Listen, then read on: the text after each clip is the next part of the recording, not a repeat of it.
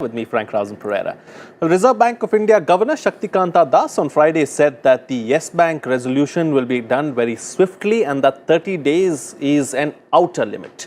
Late on Thursday evening, the central bank put Yes Bank under moratorium and capped withdrawals at 50,000 rupees per account till further orders. The central bank had taken over the Mumbai-based bank's board for 30 days amid a serious deterioration in India's fifth largest private sector lender's financial position. The governor said that the decision was at a larger level and not at the individual entity level. The move is aimed at ensuring safety of the financial system. Das has assured a swift action from the central bank's end so as to put in place a scheme to revive the bank. Yes Bank has been facing difficulties ever since new chief executive Ranveer Gill took charge last March and revealed massive stress in the loan book. Significantly, public sector lender SBI along with other financial institutions have come forward to bail out the bank according to media reports. The PTI also reported that LIC has been asked to team up with the public sector bank for a stake buy. On this edition of The Big Picture, we will analyze the Yes Bank crisis. Joining me on the program today are Vipin Malik, former director RBI, Sushil Chandra Tripathi, former Principal Secretary Finance, Uttar Pradesh, and Ajay Dua, economist. Thank you to my guests for joining me on this edition of The Big Picture. Mr. Dua, let me begin the program with you. What do you make of this entire situation with Yes Bank and then the RBI superseding the board of Yes Bank for 30 days? Yes, it all happened suddenly yesterday, but I think the situation was developing towards that. In fact, some analysts say that such intermediation by the government and the RBI should have come earlier. Because we've been seeing over the last 18 months that Yes Bank, with over 2 lakh crore deposits and a balance sheet of roughly 4 crores and having about 50 lakh deposit accounts, saving bank accounts, has been steadily facing a decline in its financial situation, and the Reserve Bank in yesterday's notification, the press note which was issued to indicate the action taken, has also talked about serious governance lapses in the management of the bank during this period. So I think what the RBI has done and then what the government has done on the recommendations of the RBI was warranted. Because in such a large bank, if the public starts losing confidence and depositors much more, and a very large number of depositors, then, and the bank is not able to honor those, then it can lead to a run and a contagion in the system, because the financial institutions are, most of them are interlinked in one way or the other. So to prevent that to happen, they have, the RBI has kind of appointed an administrator, done away with the board, something which it is authorized to do, and it has done several times in the past. And the government, under the Banking Regulation Act, Section 45 of it, has declared a moratorium, and the moratorium is on not creating any further liabilities and also making sure that the bank does not make any further investments. It does not kind of let the liquidity deteriorate further, because the issues facing the bank right now are both in terms of liquidity as well as insolvency. Right. Because the gross NPAs of the bank have almost become 8%. And earlier, 18 months ago, these had not been reported. They were grossly underreported.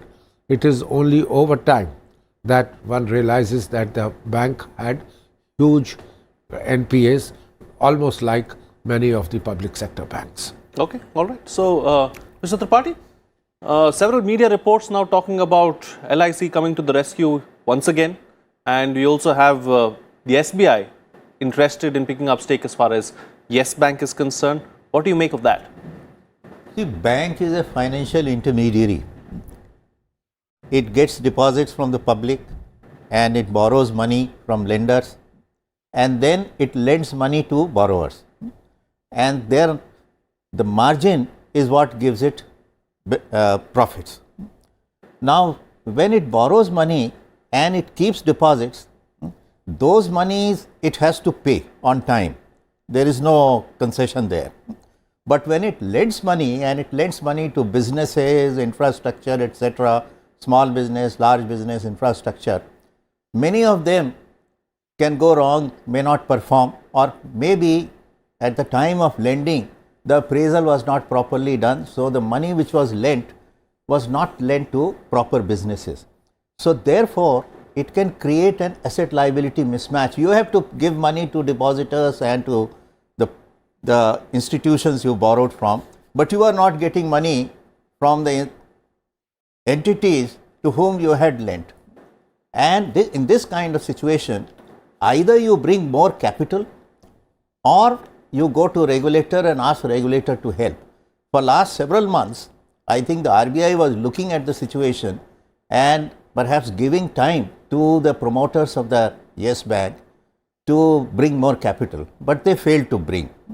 And as has been pointed out, perhaps their NPAs, the money that they had lent to borrowers, either the projects failed or they did not lend it properly, and earlier they were not showing it also as NPAs. So, in last 1.5 years, when all that amount of money became NPA and this asset liability mismatch came about, it became difficult for the bank to run properly.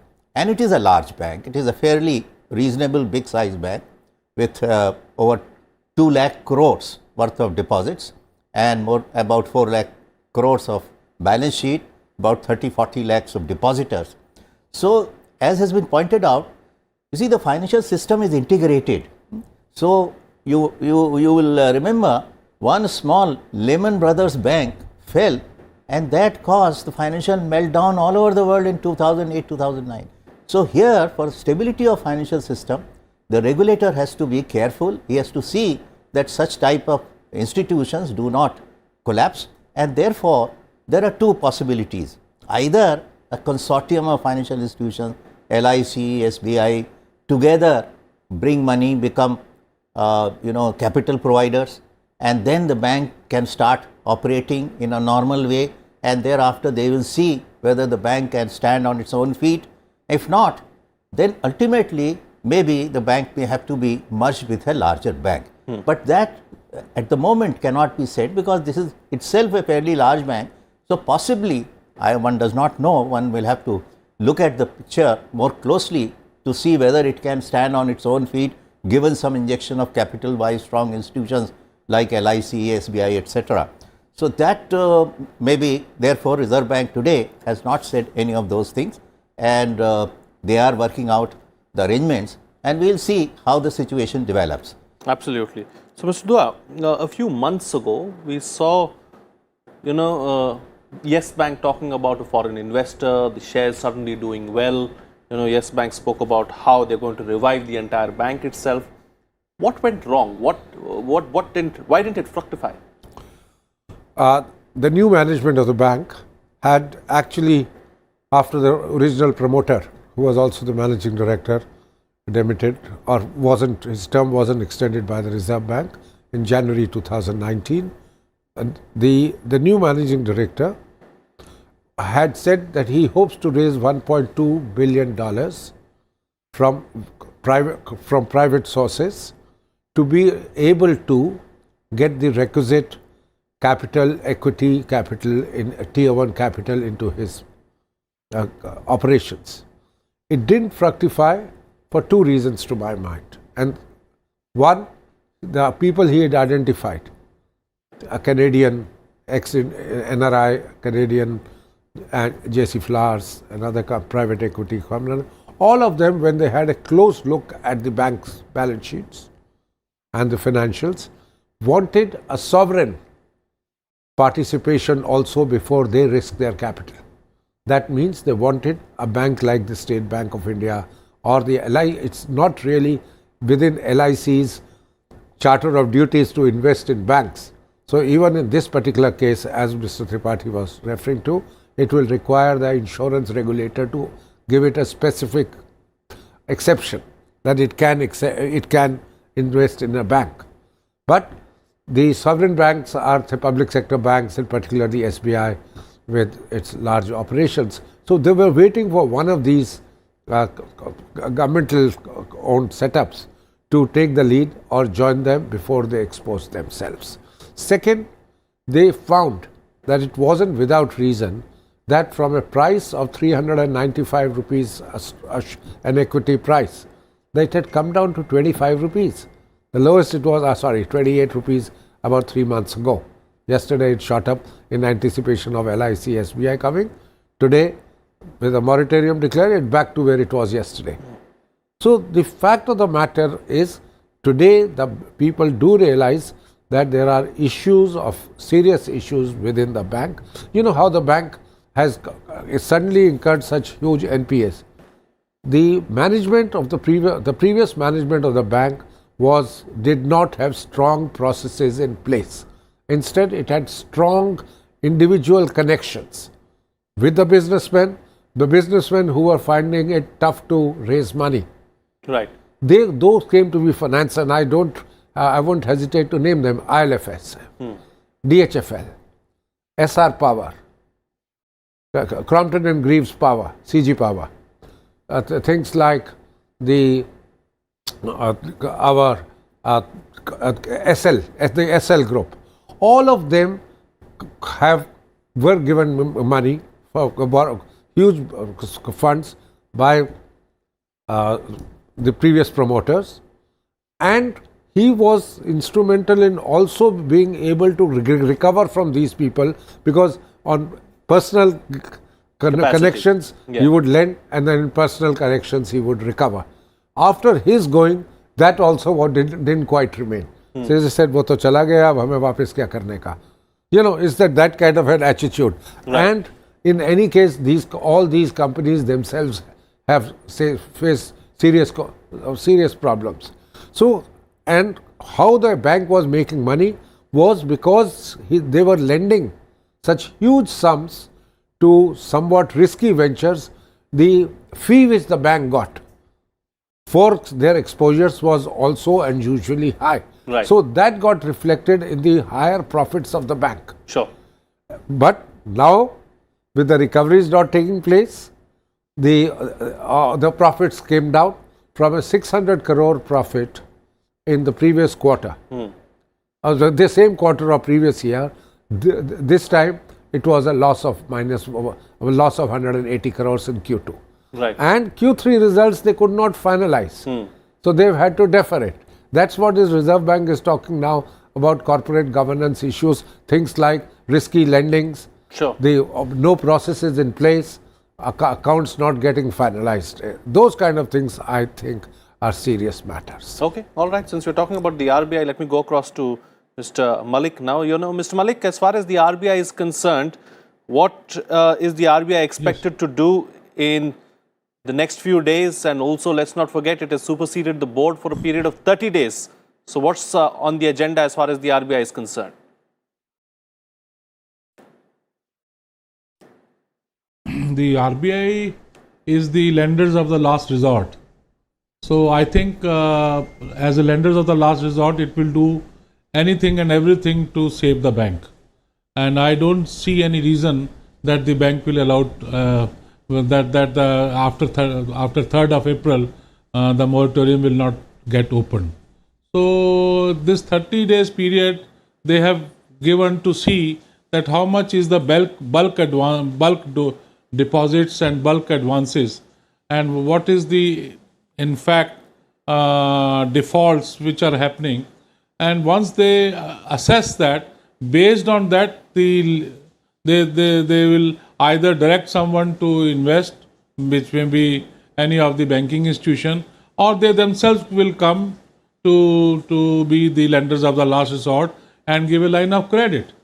This has earlier also happened, that once I was on the central board of Reserve Bank, where one of the largest institution, which as on today is the best run institution, had also a rush in one of the few branches of in Gujarat, and then suddenly I was woken up and taken to the Bombay to take a call because other directors were not available and they had gone to IMF for meeting.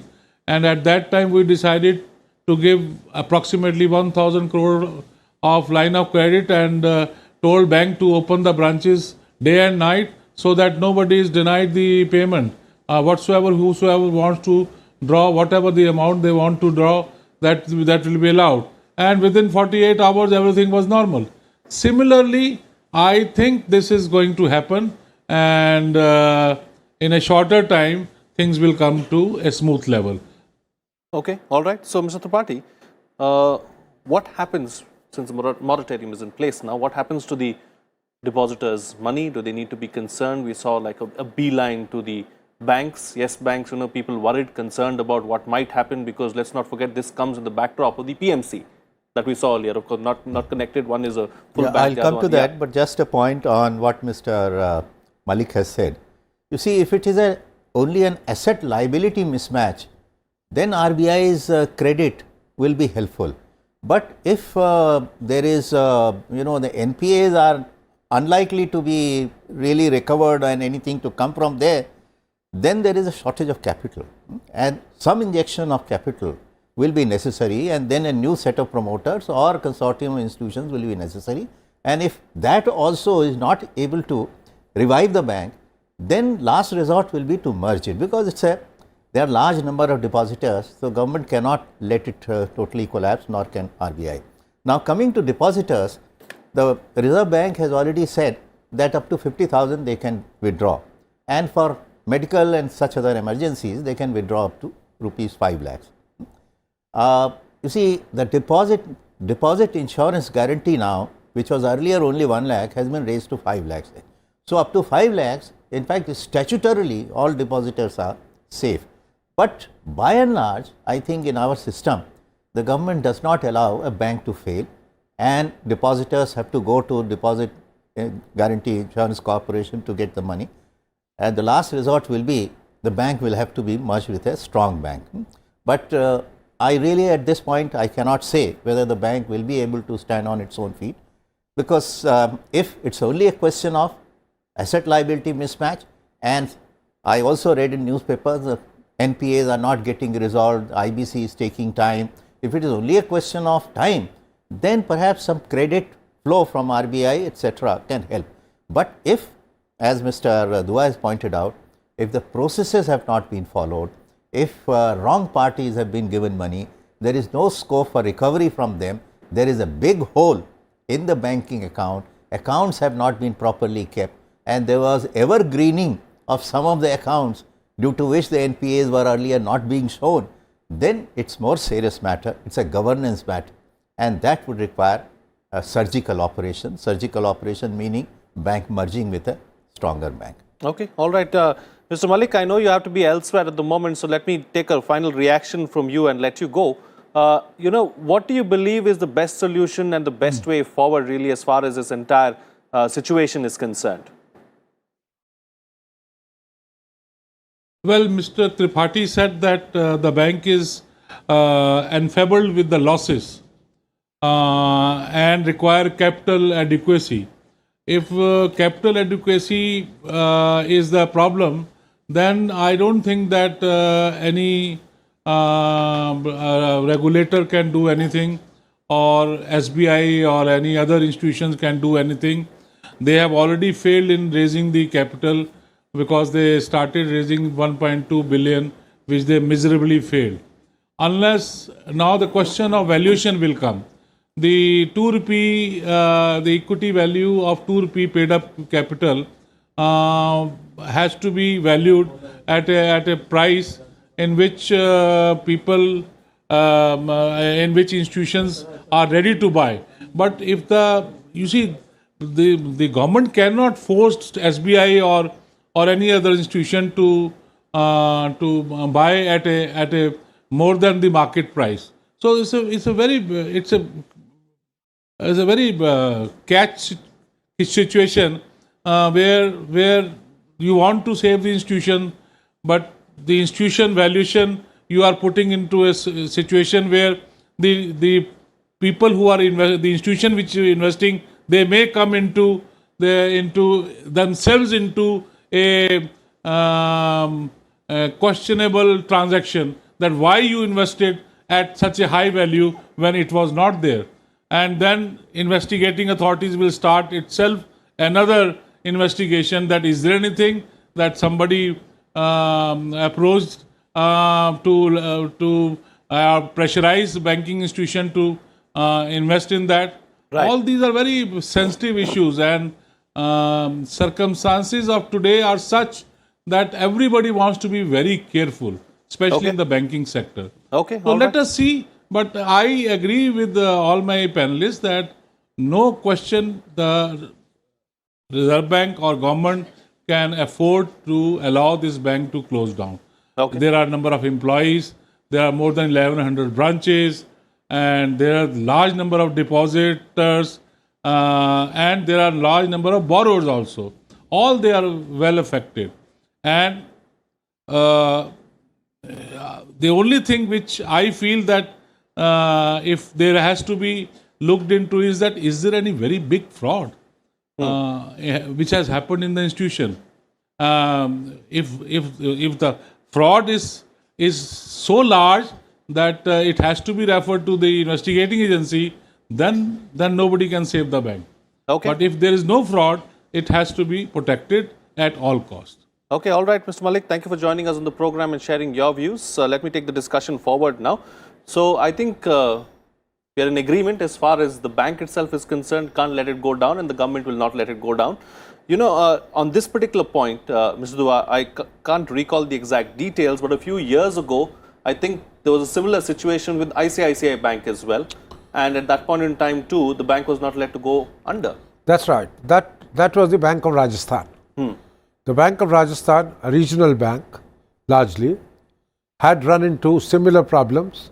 Problems were more on account of liquidity at that point of time, if I remember, rather than insolvency. And that's where its merging with ICICI came in handy. The ICICI Bank, I think this was 2006 or 7. 6 or 7, yeah. Yeah, Sometime back, yes. At that point of time, the move to digital banking wasn't as strong as it is today. So the ICICI Bank got brick and mortar branches of Bank of Rajasthan. And with the branches come the clients, both depositors as well as lenders. Whereas now, So what does someone like an SBI stand to gain from Yes so Bank? now it has become altogether different. You don't really need the brick and mortar branches. You do not need all the people who are there at the front end. You need to, and a lot of banking has become digital. So every bank will think very carefully, what do I get if I offer to merge myself, if there is a private bank with this bank, or will I get only the liabilities which will get to be known? And I would really be looking forward to the administrator, who is a seasoned SBI Deputy Managing Director and the CFO, for his report, because the bank would, RBI would get from this gentleman, this administrator, a very first-hand knowledge of how deep the financial malice is in the bank. What are the strengths, what has gone wrong. So far it is what they reported. Sometimes they reported, sometimes they didn't, and we all know that NPAs were not fully reported, and that actually was held against the then managing director's extension also beyond December 2018 or January 2019. It is after that, I think, as soon as the report comes, then the question of identifying a bank for merger, or the softer option of somebody investing in the bank without merging it, putting their money for whatever the valuation is at that point of time. Whether 2 rupees yesterday was probably an ad hoc one, whether it is 10 rupees, whether it's zero value, all those things will get considered. Then the third option of merger. But we have the precedents.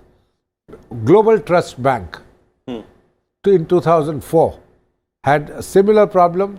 Global Trust Bank came to be merged with a public sector bank, the Oriental Bank of Commerce. And again 2004, the network of Global Trust Bank branches and customers, etc., came along. But now, whether somebody shows willing interest in this, I have a feeling that the bank may not be as bad, because it had its profitability, I don't think could have been doctored. When they were reporting figures and they had to report their financials to SEBI, it was a listed company, to the RBI, and RBI's periodical checkups, etc. Right. They probably were doing well okay in liquidity. Sure. It is the insolvency which has gone which has got impacted with their indiscriminate lending. Okay. All right. And Mr. Tripathi, close the show for us with your concluding remarks on, what's the best way forward and what kind of time frame are we looking at? Because the RBI is talking about 30 days, but is it something that is possible to sort out this mess in the next 30 days? I doubt, because in 30 days the administrator, whether he comes to grips with all the problems and he makes his own assessment, well, he has to have a very strong team, and he is an outsider. He is not from the bank, he is from SBI. So he will have to dive deep into the working of the institution to find out whether there is any fraud, whether the NPAs reported are properly reported, whether the asset liability mismatch can be covered with additional credit, or what is the additional capital required. All these things he will have to work out. So 30 days, to my mind, coming to a definite conclusion will be difficult, but if he is able to do it, well and good. And initially, I do not know whether the RBI will want investment capital to be put in, and that will again depend on the report of this administrator. What is the shape and size of the bank, and what is the health of the bank?